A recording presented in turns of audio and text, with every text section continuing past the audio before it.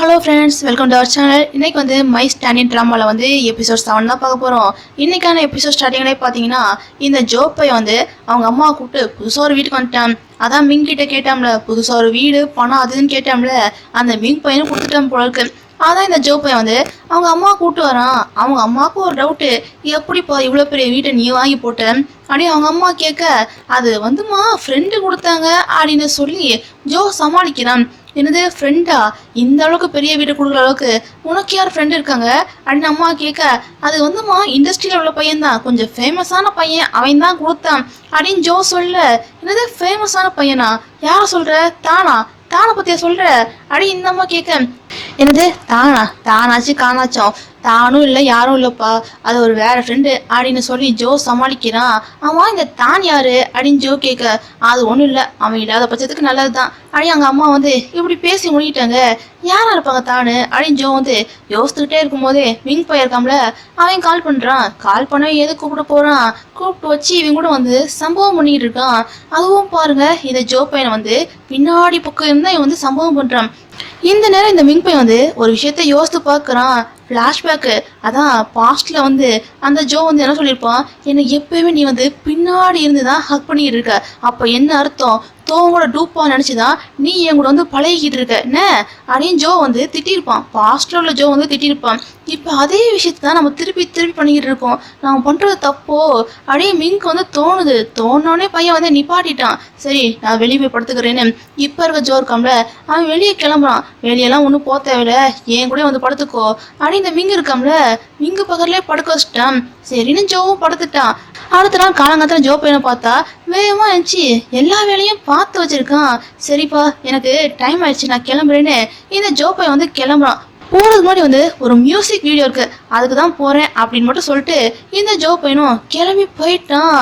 போனவே லேட்டாக போயிருக்க உங்களுக்கு, சாரிங்க அப்படின்னு இந்த ஜோ பையன் சாரி கேட்க, என்னப்பா நீ தான் மெயின் கேரக்டர், நீ ஏன் லேட்டாக வரலாமா அப்படின்னு இந்த இம்பை வேற கேட்டு இருக்கான். நானா அப்படின்னு ஜோ பையன் ஷாக்லாம் கேட்க, ஆமாம், நான் முடிவை மாற்றிட்டேன், நீ சப்போர்ட்டிங் ரோல்டா, நீ தான் மெயின் ஆக்டரு, அதுவும் எனக்கு பாய் ஃப்ரெண்டா நீ தான் நடிக்க போற அப்படின்னு சொல்கிறான்.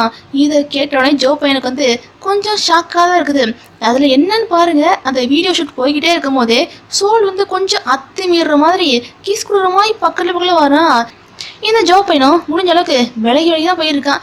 ஏதோ இந்த ஷூட்டிங் கொஞ்சம் முடிச்சிட்டாங்க. இந்த சோல் பை ஸ்க்ரீனில் பார்த்துட்டு இருக்கான். ஜோ போயிருக்காம்ல, அதை பின்பக்கம் இருந்து சோல் பார்க்க, இதை எங்கேயோ பார்த்த மாதிரி இருக்கேன் அப்படின்னு சோலை யோசிக்கிறான்.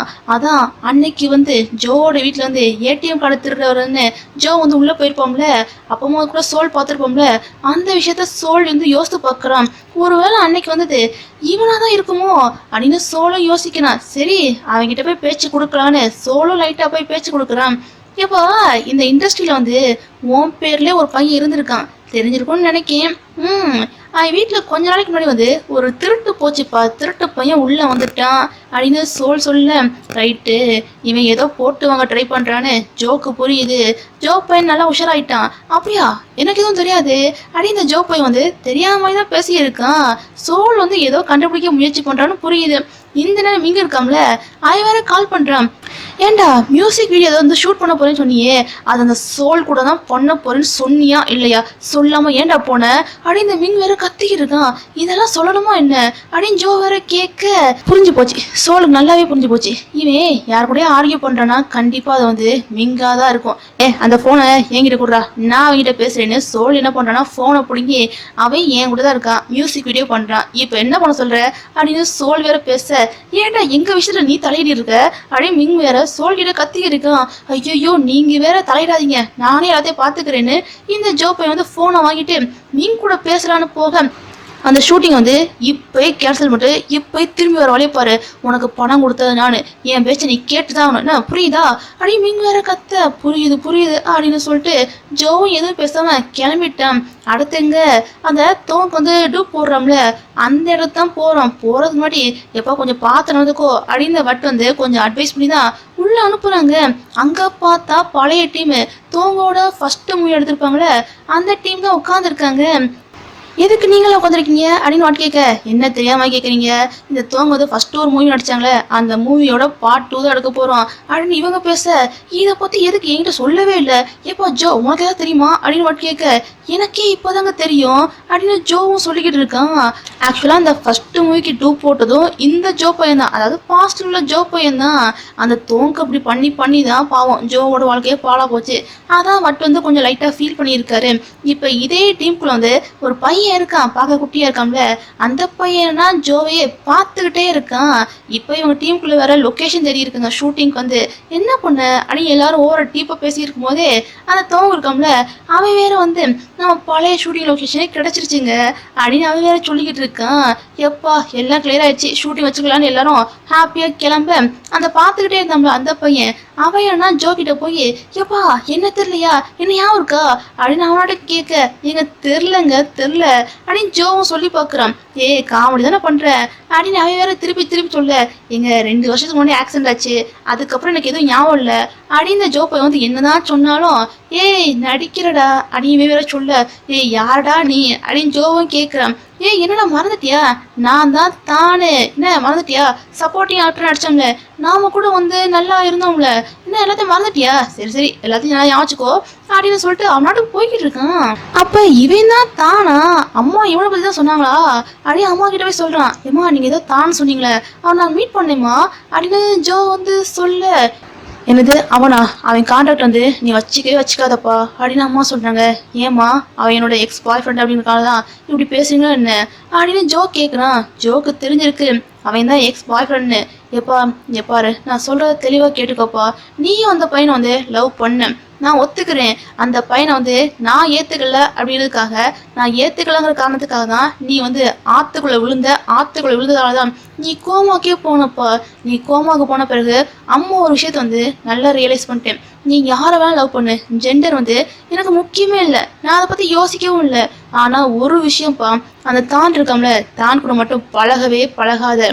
உன்னை இந்த இண்டஸ்ட்ரிக்குள்ளே கூட்டு போனதும் அவன் தான், உன்னை நல்லா யூஸ் பண்ணிக்கிட்டதும் அவன் தான். இவ்வளோ நீ கோமாவில் இருந்தியே, என்னைக்காச்சும் ஒரு நாள் வந்து உன் மேலே உள்ள கேரிங்கை வந்து பார்க்க வந்தானே, இல்லை அப்படின்னு அம்மா வந்து தானை பற்றி சொல்ல, புரியுது அப்படின்னு ஜோவும் தானை பற்றி கொஞ்சம் கொஞ்சமாக புரிஞ்சிக்க ஆரம்பிக்கிறான்.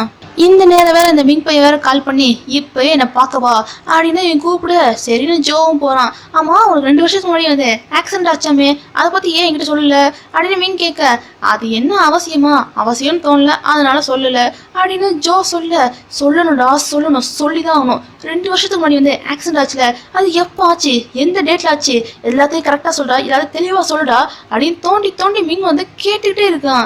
இவன் எதுக்கு இப்படி கேட்குறான், சரியில்லையே அப்படின்னு ஜோவும் மொழிப்பிக்கிட்டே இருக்கான். எனக்கு டேட்லாம் தெரியாது, எப்போச்சுன்னு தெரியாது அப்படின்னு ஜோ வந்து மொழுப்ப, கரெக்டாக யோசிச்சு சொல்கிறா, ஆகஸ்ட் 13 தானே உனக்கு ஆச்சு, சொல்லு அப்படின்னு மீன் கேட்குறான். ஏன் இப்படி தோண்டி கேள்வி கேட்டுகிட்டே இருக்கீங்க, என்கிட்ட இருந்து என்னதான் நீங்கள் எதிர்பார்க்குறீங்க அப்படின்னு ஜோவும் கத்தன். ஒன்றும் இல்லை உள்ளே போய் என் ரூம்குள்ளே போய் எல்லாத்தையும் பேக் பண்ணு அப்படின்னு மிங்கும் உள்ளே போய் எல்லா திங்ஸையும் பேக் பண்ண சொல்கிறான். அந்த திங்ஸ்க்கு ஊடால வந்து ஒரு வாட்ச் இருக்குது. இந்த வாட்ச் ஞாபகம் இருக்கா, மிங்கு வந்து ஜோக்கு வந்து கிஃப்ட் கொடுத்துருப்பாங்களே அந்த வாட்ச் தான், அந்த வாட்சை இன்னமும் வச்சிருக்கான் அப்படின்னு ஜோ பார்த்துக்கிட்டே இருக்கும் போதே மிங் வந்துட்டான். இந்த வாட்சை ஜோ கையில் வச்சிருக்க பார்த்த உடனே, நீ எதையும் பேக் பண்ண வேண்டாம், அப்படியே வெளியே போ அப்படின்னு மிங் கத்துனான். அது வந்து அப்படின்னு ஜோ சொல்ல வர, இதுக்கு மேலே எதுவும் பேச வேண்டான்னு மிங் வந்து ஜோ வந்து வெளியே அனுப்பிவிட்டான். மிங்கும் அந்த வாட்சை பார்த்து ஃபீல் பண்ணுறான்ப்பா. அடுத்த நாள் ஷூட்டிங் ஸ்பாட்டுக்கு எல்லாருமே வந்துட்டாங்க. இந்த ஜோ பையன் வந்து மிங்கிட்ட சொல்கிறான், பாரு நான் என்னோட குரூப் மெம்பர்ஸ் கூட தங்கிக்கிறேன்னு. ஜோ வந்து உள்ளே போகிறான், அங்கே தானும் வந்திருக்கான். வந்தவன் சும்மா இல்லாமல் ஜோவை போட்டு நோண்டிக்கிட்டே இருக்கான். பாரு எனக்கு உன்னை பற்றி நல்லாவே தெரியும், நான் கோமாவில் இருந்தப்ப நீ பார்க்க வரல, இல்லை இந்த மாதிரி தான் என்கிட்ட வந்து பிஹேவ் பண்ணியிருக்காத, என் வழியை பார்த்து நான் போகிறேன், உன் வழியை பார்த்து நீ போன்னு ஜோ அவங்கிட்ட வந்து கொஞ்சம் ஹாஷாக தான் பேசிட்டு அவங்கள்ட்ட கிளம்பி போயிட்டான். இந்த விஷயம் எல்லாத்தையும் இந்த மிங் இருக்காம்ல அவனும் நோட் பண்ண செய்யறான். யார் இந்த பையன், எதுக்கு ஜோ கிட்ட வந்து ஒட்டி உறவாடுறான் அப்படிங்கிற விஷயத்த வந்து மிங்கும் நோட் பண்றான். மிங்கு மட்டும் இல்ல, தோங்கு இருக்காம்ல தோங்கும் நோட் பண்றான். நோட் பண்ண சும்மா இல்லாம அந்த தான்கிட்ட போய், ஆமா என்ன அந்த ஜோ கிட்ட போய் ஏதோ பேசிக்கிருந்தியே, என்ன பேசிக்கிருந்த அப்படின்னு தோங்க கேட்க, அது ஜஸ்ட் நாங்க ஃப்ரெண்ட்ஸ் தான் அப்படின்னு இவன் சொல்ல, ஃப்ரெண்ட்ஸ் கூட பேசுன மாதிரி தெரியலையப்பா, அவன் வெட்டிட்டு போறான் அப்படின்னு தோங்க கேட்க, அது வந்து ஆக்சிடென்ட் ஆச்சுல, அதை லைட்டா வாங்கட்டான் அப்படின்னு தான் சமாளிக்கிறான். பாருடா, என்கிட்ட சொல்றதுக்கு என்ன வைக்கும், என்கிட்ட சொல்லு எனக்கு என்ன பிரச்சனைனா நீ அவன் கூட வந்து என்னனாலும் பண்ணிக்கோ, ஆனா ஒரு கண்டிஷன், அவன் என்னோட மச்சான் பக்கத்துல மட்டும் வரவே கூடாது, அதுக்கு நீ தான் ஏற்பாடு பண்ணணும் அப்படின்னு தோங்க சொல்ல, நான் என்ன பண்ணணும் அப்படின்னு தான் கேட்க, இவன் என்ன சொல்லுவான்னு நமக்கு தெரியாதா, நீ என்ன பண்றீன்னா ஜோ கூட வந்து ஒண்ணுமா இருக்கணும், இதை பாக்குற அந்த மிங்குக்கு வந்து கடுப்பாகி அவன் ஜோ விட்டு வெளியே வரணும், இதை நீ பண்ணணும் அப்படின்னு தோங்க வந்து தான் ஹோஸ்பேத்தி விட்டு இருக்கான். என்கிட்ட என்னன்னா இந்த மிங் பையன் வந்து ஜோ வேகமா எடுத்துட்டு வந்து, அவன் யார் அந்த பையன், எதுக்காக அவன்கிட்ட வந்து ஒட்டி உறவான சொல்லுடா சொல்லு அப்படின்னு மிங் வந்து இப்படி கேட்க, எனக்கு யாருமே இல்லை, அவன் யாருன்னே தெரியல அப்படின்னு ஜோவும் சொல்றான். யாருன்னே தெரியாமலையா இப்படி பேசிக்கிட்டேன், சரி ஏதோ ஒண்ணு, இன்னைக்கு ராத்திரி நீ ஏன் கூட தான் ஸ்டே பண்ற அப்படின்னு மிங் வந்து இப்படி பேசுறான். அதெல்லாம் முடியாது, இங்க பாருங்க யாராச்சும் பார்த்தா தப்பா போயிடும், எனக்கு ரெப்புடேஷன் இருக்கு, அதெல்லாம் முடியாது அப்படின்னு ஜோ சொல்லிக்கிட்டு இருக்கான். நல்ல வேலை அதுக்குள்ளே ஷூட்டிங் ரெடி ஆயிடுச்சுன்னு ஒருத்தவங்க வந்து சொல்றதால ஜோ பையன் தப்பிச்சிட்டான். ஷூட்டிங்ல வேற பாருங்களேன், கேமரா அங்க வைங்க, இதான் சரியா இருக்கும் அப்படி இப்படின்னு இந்த ஜோ பையன் சொல்ல, அது எப்படிமா நீ கரெக்டா சொல்ற அப்படின்னு மத்தவங்களும் ஆச்சரியப்பட்டு கேக்குறாங்க. டைரக்டரும் வந்து சொல்றாங்க, ஆமாப்பா என்னோட ஃபர்ஸ்ட் மூவில கூட நான் அப்படிதான் வச்சிருந்தேன், உனக்கு எப்படி இதெல்லாம் தெரியும் அப்படின்னு டைரக்டரும் ஜோ கிட்ட வந்து கேட்க, அது ஜஸ்ட் கெஸ்ட்ல தாங்க சொன்னேன் அப்படின்னு ஜோ சமாளிச்சிட்டான். இதெல்லாம் முடிச்சுட்டு ஜோ ரூமுக்கு வந்தா இந்த தான் பையன் வந்து கையில சரக்கோட வரான்.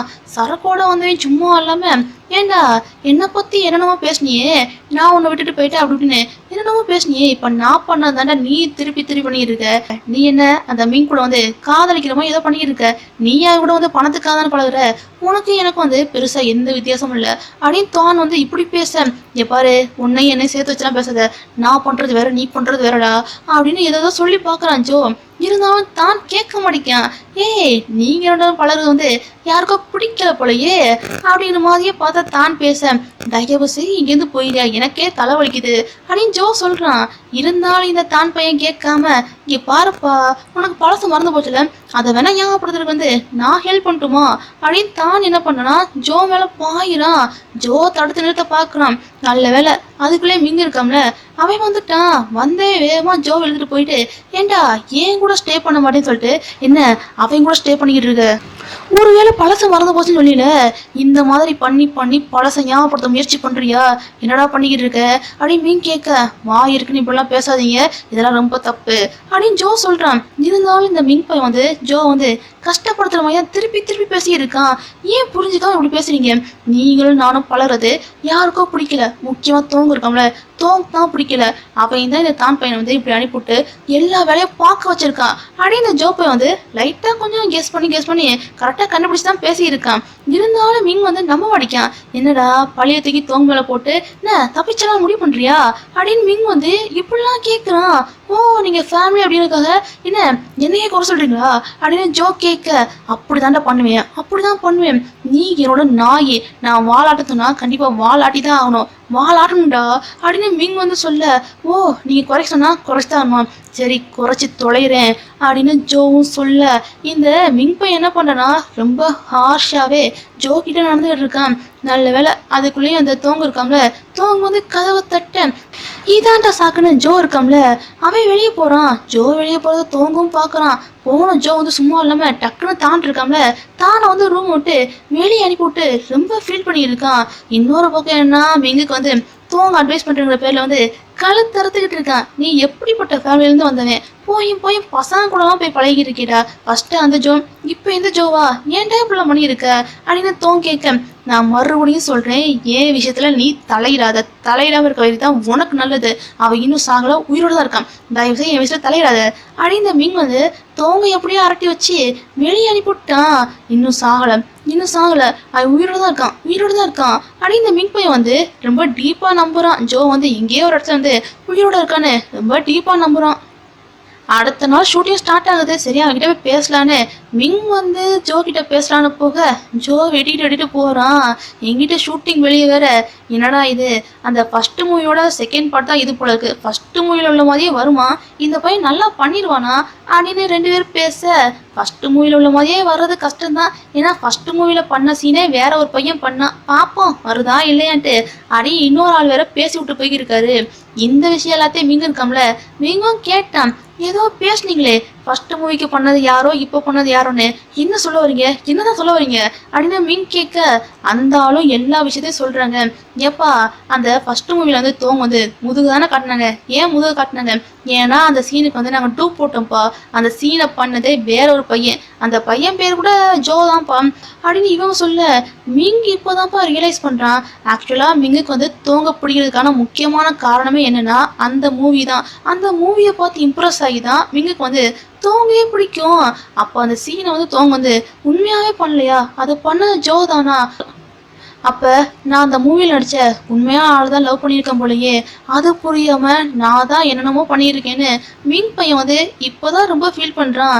இப்போ ப்ரெசண்டில் இருக்கான ஜோ, அவன் ஷூட்டிங் நடிச்சிட்டு இருக்கான். அவன் பின்பக்கத்தை பார்த்தவொடனே மிங்குக்கு என்ன தோணுச்சு தெரில, ரொம்ப சாரிடா உன்னை ரொம்ப கஷ்டப்படுத்திட்டேன் அப்படின்னு சொல்லி சொல்லி மிங் வந்து ஜோவை ஹக் பண்ணி அழுதுகிட்டு இருக்கான். இங்கே என்ன நடக்குது அப்படின்னு சுற்றி முற்றி வேற எல்லாரும் இதையே பார்த்துட்டு இருக்காங்க. இந்த ஒரு சீனோட இன்னைக்கான எபிசோட் வந்து முடியுது. இன்னைக்கான எபிசோட் வந்து எப்படி இருந்துச்சு அப்படின்னு மறக்காம கீழே உள்ள கமெண்ட் செக்ஷன்ல கமெண்ட் பண்ணி மறக்காம சப்ஸ்கிரைப் பண்ணி லைக் பண்ணி தட்டி விட்டுருங்க. பாய்.